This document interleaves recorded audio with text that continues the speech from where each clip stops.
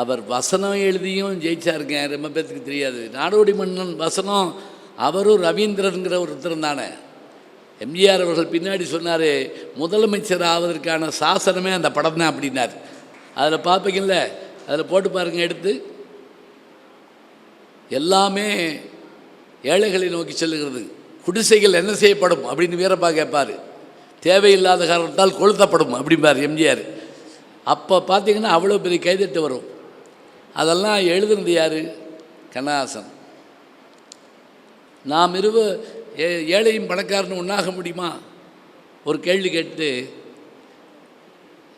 2000 ஆடைகளில் எந்த ஆடை அணிந்து கொள்வது என்பதில் உங்களுக்கு குழப்பம். மானத்தை மறைப்பதற்கு ஒரு ஆடையாவது இருக்காதே என்பது எங்களுக்கு வருத்தம். அவர்கள் ஏழைகள் இருக்கிறார்களே, அவர்கள் உழுவார்கள், விதைப்பார்கள், அறுப்பார்கள், உண்ணமட்டும் உணவின்றி தவிப்பார்கள்.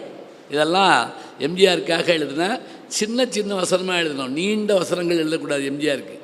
யார் அவர்கள்? எங்கிருந்து வந்தார்கள்? என்ன ஆயிற்று? நடந்ததா? உண்மைதானா? மதுரை வீரனில் வருங்க. இதெல்லாம் டக்கு டக்கு டக்கு டக்குன்னு வெட்டிட்டு போகணும். அப்படியே வசனங்கள் எழுதுகிற போது அப்படி கொண்டு வந்து சேர்க்கணும்.